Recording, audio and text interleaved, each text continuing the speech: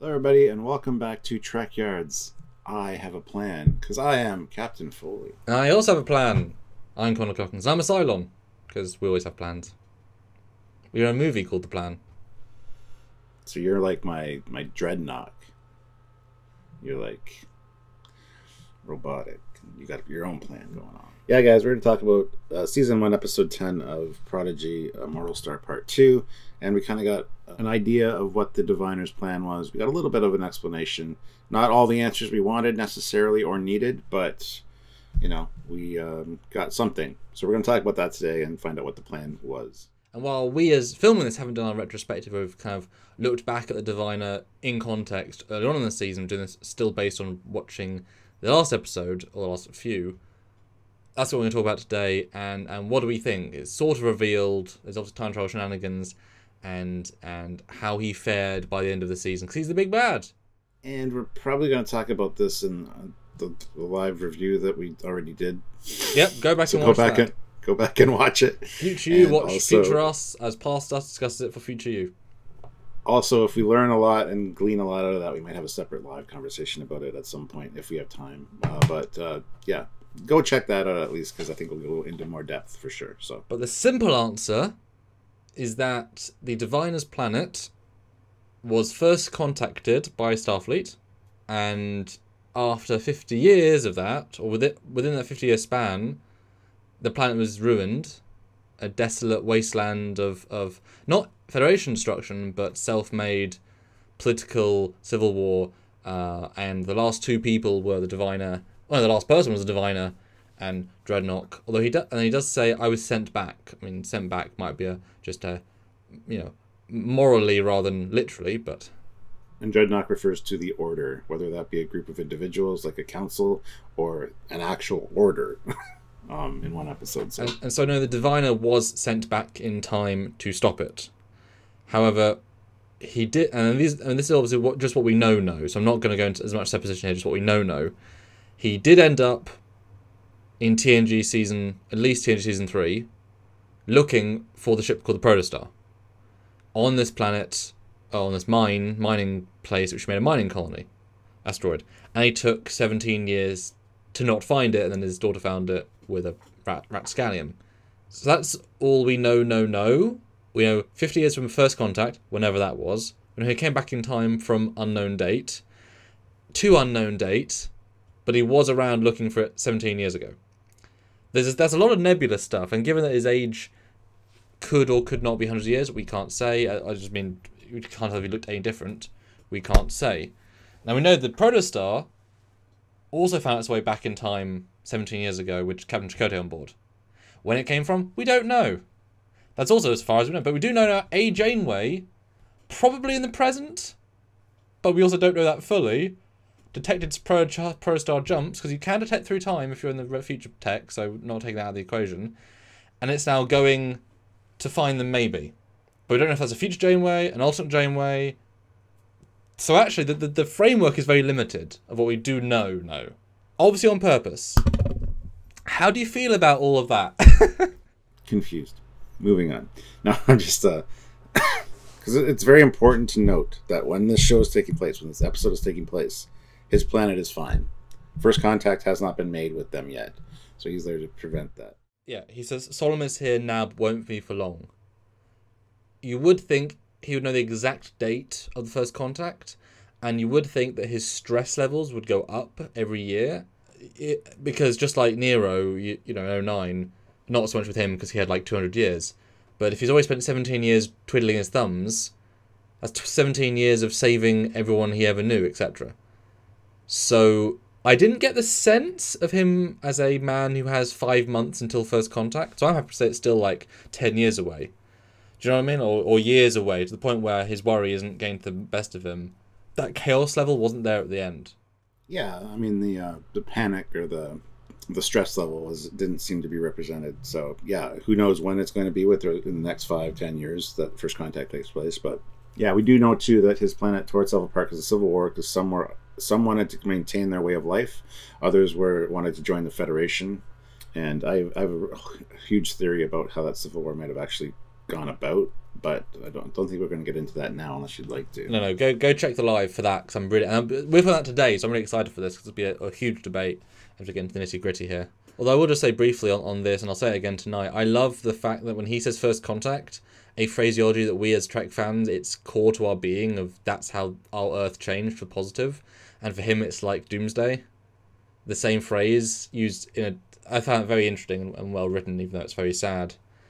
Now, his plan... So that was the first part, the nebulous, lots of holes in the backstory. The plan, he said, was that, and again, I'm going to keep it as what we know as possible. At some point, either in the past, the present, or the future, he's in possession of, he accesses the protostar, he adds some of his own code on board, because we saw that already, he adds a weapon onto the ship, which he knows how to use, which he intends to then take the ship, take it back to Starfleet, his quote, well, welcome with open arms, which you would only think if they've already built the ship, they, but I mean, whichever.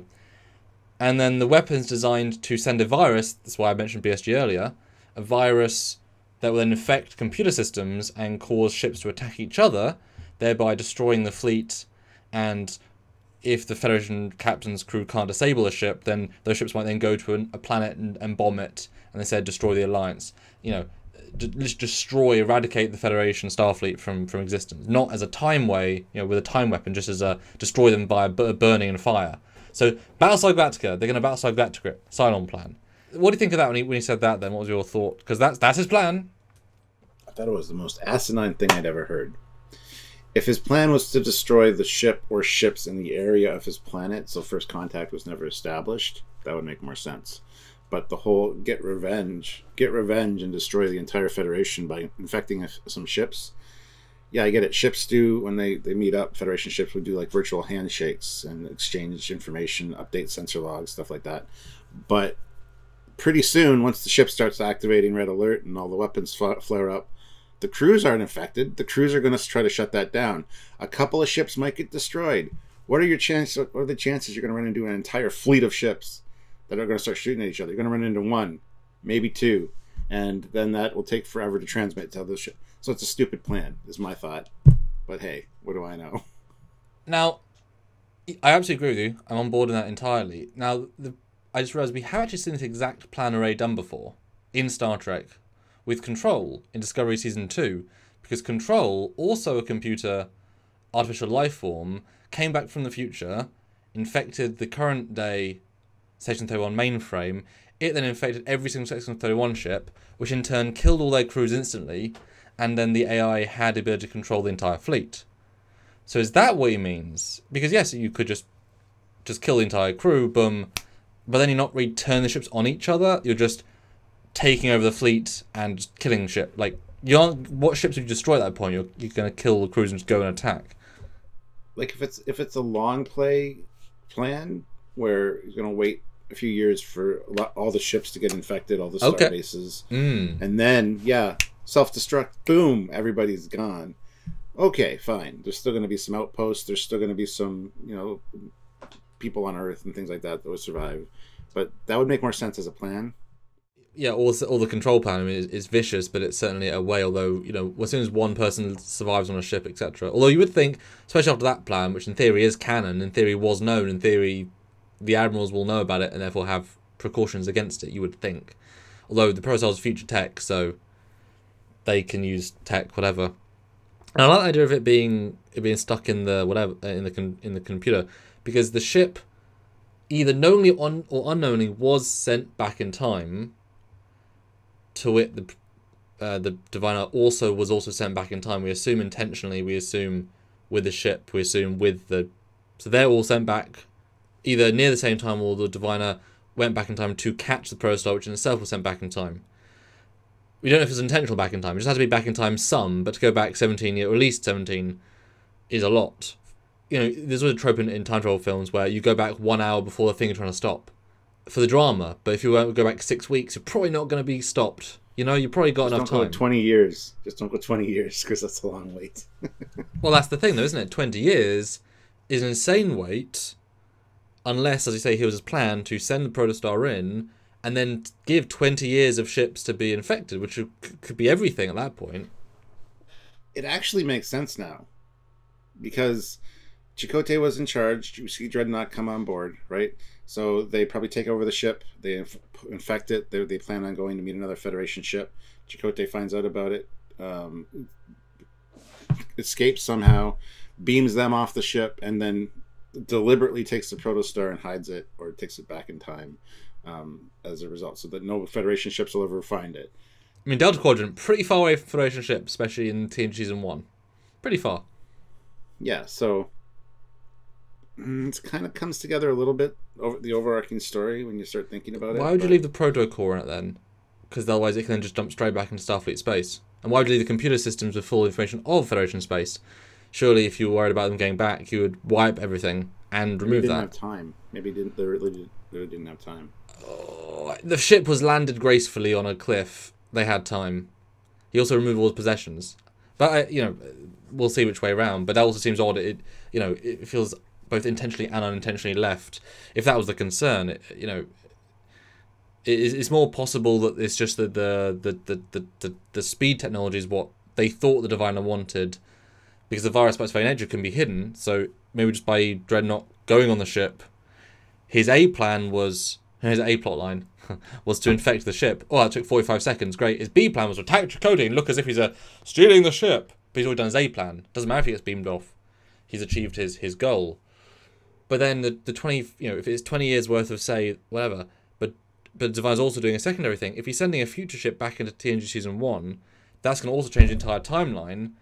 And do you not think if giving them mega advanced tech will spider web, a tree branch change so that his ship, if they already have the technology to go to the Delta Quadrant like that, in TNG Season 3, for example, say, well then surely their planet will be detected way sooner, just by the nature of exploration being now quicker and easier.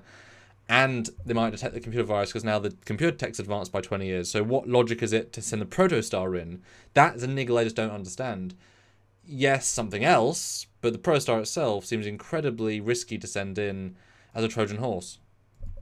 I think it getting sent back to like TNG Season 1 or whatever was a mistake, an accident, completely not planned. I want to see how this unfolds, and I want Chakotay to be a big part of some of these upcoming stories. It would be nice. Because, yeah, I'd like this to be nicely explained.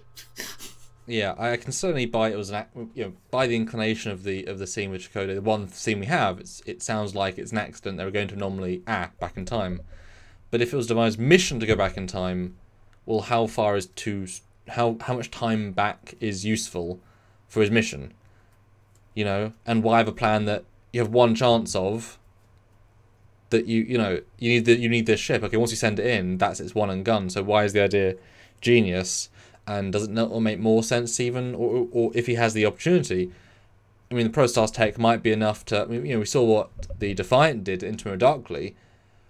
Just go back to NX era. Protostar can wreck everything. Same plan, more pew pew. I mean, just by Dreadnought on the hull getting vah. Just that power should be enough to disable hull plating, phase hull plating. So, and the face it, I was sent back in time by who? Well, did he say he was sent back in time? Yes. Or I was sent back in time to save it. No, I was sent back in time to save it. Now, he might feel as that personal mission, like I was sent back at the royal eye of, my conscience sent me back in time. But that implies, well, unless he had help, unless he was, bought his own time portal, as in he bought it from somebody who could build time travel, But he would always have to have gone back in time, minimum of 50 years, to save his race. If he's trying to stop First Contact, he needs at least 50 years of time travel minimum. And if he adds a Starfleet plan, that's even more. But either way, there's no 50-year travel, so where he's from is still really far in the future. And if he got the Protostar, he must have... Either Protostar is also from his point in time, which is 50 years from First Contact, which has not happened yet. Which means at least 50 years from now. At least. Which would make sense for the Protostar and Janeway, I guess. Not so much Janeway, because she has less white hair. But then, although, why would he go back in time 20 years, to then steal a ship, to then go back in time again? I think what might have happened is they took the Red 12 back in time and found the Protostar, and it suited his needs better. I don't know. Well, if you know, if say, I don't know what year it would be, but I guess 2440, let's say 2440 roughly. If he's managed to steal one Federation ship's records, you might say, well, what is my secret? Ah, the Protostar. It was lost near here. I can go find it? So I'll jump back 20 years to steal it. Oh, wait, by trying to steal it, it sends itself back in time as well? And I love how none of us, we've debated this, but this is all new information. This is all new, Stuart. It's like it's all coming together, but yet not at all. It's one of those things. The more you unveil or think you figured out, it actually makes it much more convoluted and much more like, what the hell is happening? It's a good storyline. If it pays off and they do it well, I mean, it's really crafted well so far. So, and as I've said previously, we're the only people in history that ever watch it week on week with these questions, because 10 years from now you can binge all 7 seasons. Hashtag good luck 7 seasons. Or you can just Google, the plot, or spoil it by going to IMDb and saying, "Oh wow, I didn't realize Kirk was in this. Wow, I must," they spoil it, etc., etc. So it's like The Mandalorian. That reveal. It's only going to work once, and boy, was it a thing. But I think fundamentally the way it's presented in the show, in a vaguest sense of just ships going pew pew to each other, doesn't feel powerful enough. If they're just literally taking the Star Trek 09 plot and shoving it in with the Star Trek Discovery Season 2 plot and making a time baby, and now we're just going to kill all the ships, that's, I guess effective, but you would think stuff would be clever enough to not detect, to undo a virus. But if it comes from 50 years in the future, then ships of the present, we've seen other, Admiral Janeway's shuttle managed to get next to the Borg super home place and be successfully cloaked for a good while. It was so far advanced as Borg tech that it was able to do that. And it was only like 15 years ahead. So 50 years ahead, a virus would be so undetectable, it's crazy. But then just fire pew-pew phases. What do you guys think? Because we've come to no consensus, and I'm excited to talk to you again, Stuart, tonight. I'm glad we did it this way round, because now we have a really good where our headspace is going to be, and we can I would love to hear your opinions, your other theories, because all these elements have theories that could be or not be.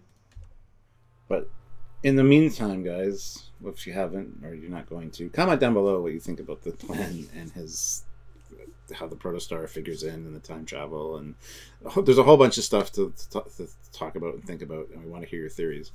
Also, like the video, subscribe to the channel, click the notification bell icon to all, and join us for those lives and live discussions where we talk about this kind of stuff in real time with you guys, and so you can chime in instantly and help us out with the super chat at the same time and have your voice heard, because we do read them all. We do discuss your theories and it opens up our minds to other possibilities as well. So please join us for those. And if you want to support what we do directly, which we kind of need, please do Patreon, PayPal, join the channel.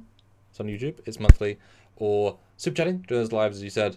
They'll help a lot. And we love these discussions, these comparisons, these thoughts. We'll do them again for Discoveries, Restarting, Picard, Stranger Worlds, Lower Decks, Prodigy, Picard, Stranger Worlds, Lower Decks, Prodigy, Discovery, Academy, Khan, Academy, Lower Decks, Section 31, Orville, Mandalorian, Ahsoka, Luke Skywalker Show, Baby Yoda Show, TOS Season 5. Wow, that was a surprise. The Star Trek anthology show that's coming out. Animated Series 2 in Twok Universe. And the Trek Yards Holiday Special. And on that note. On that bombshell. We'll see you guys later. Have yourselves a good one. And if you can figure out our plan, please let us know, because we have no idea. Nope. Bye, guys.